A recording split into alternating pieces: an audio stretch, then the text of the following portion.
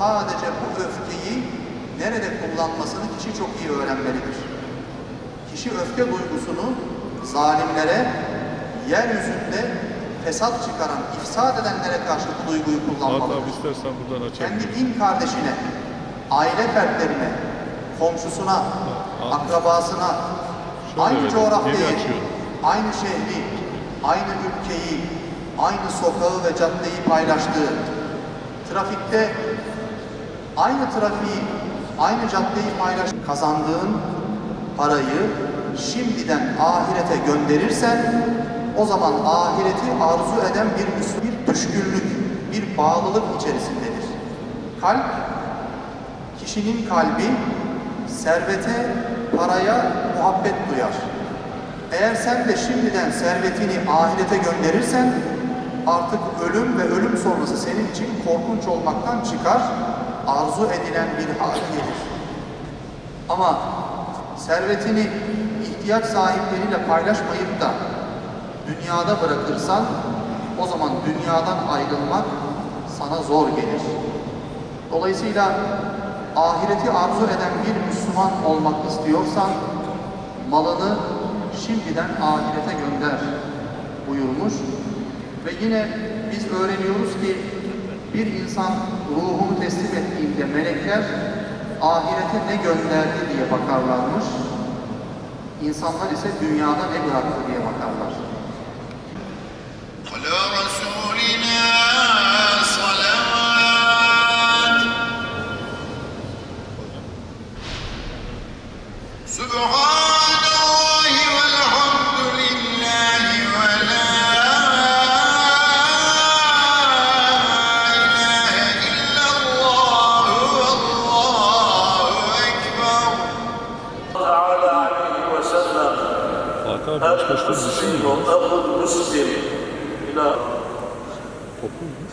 Aziz müminler, nihayetsiz hamdü senalar olsun. Allahu Ekber. Allahu Ekber. Allahu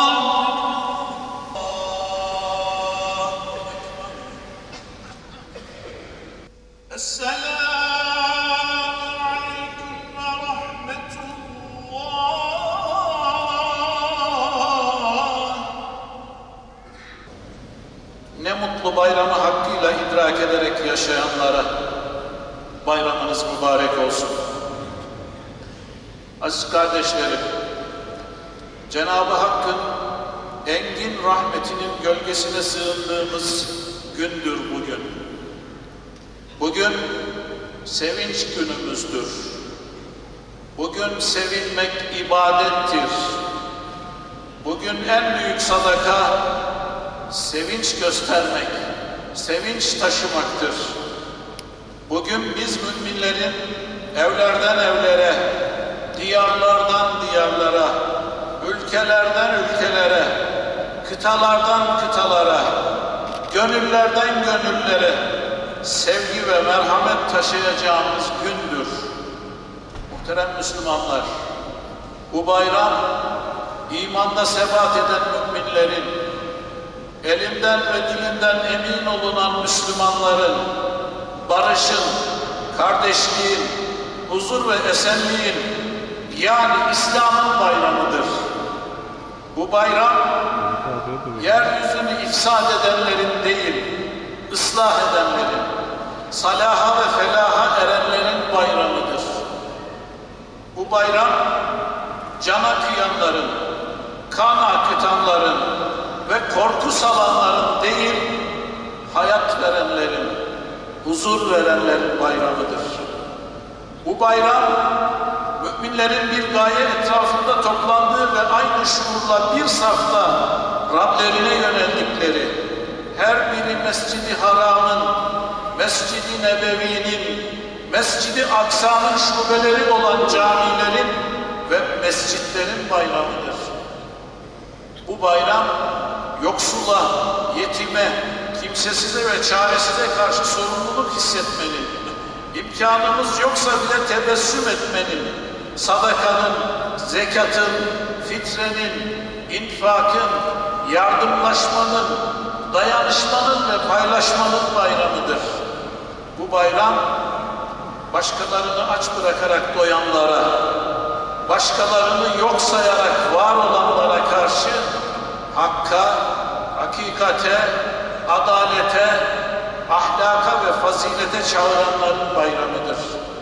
Bu bayram, Allah'ın ipine sımsıkı sarılın, bölünmeyin, parçalanmayın, Allah'a ve Resulüne itaat edin ve birbirinizle çekişmeyin.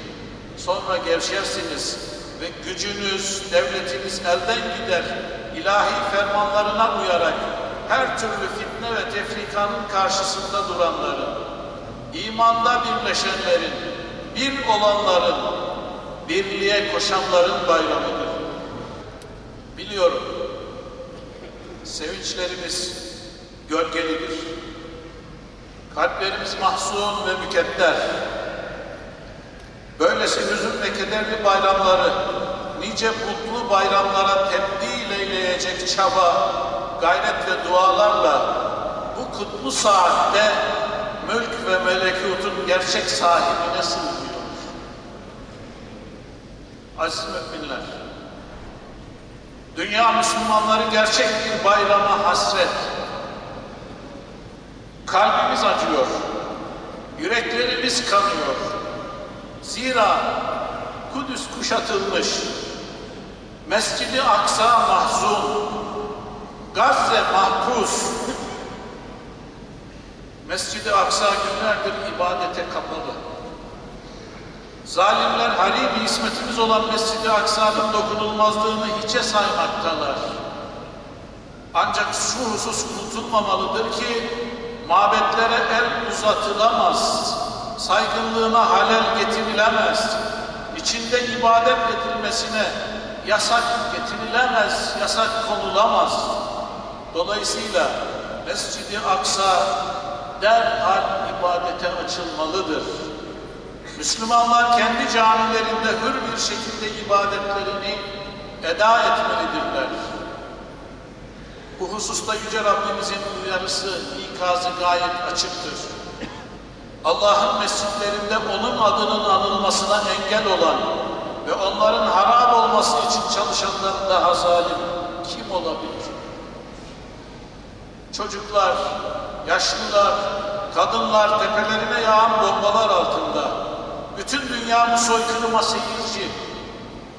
Afrika hem açlığın ve susuzluğun pençesinde hem de iç çatışmaların, baskının ve zulmün altında inlemeye devam ediyor.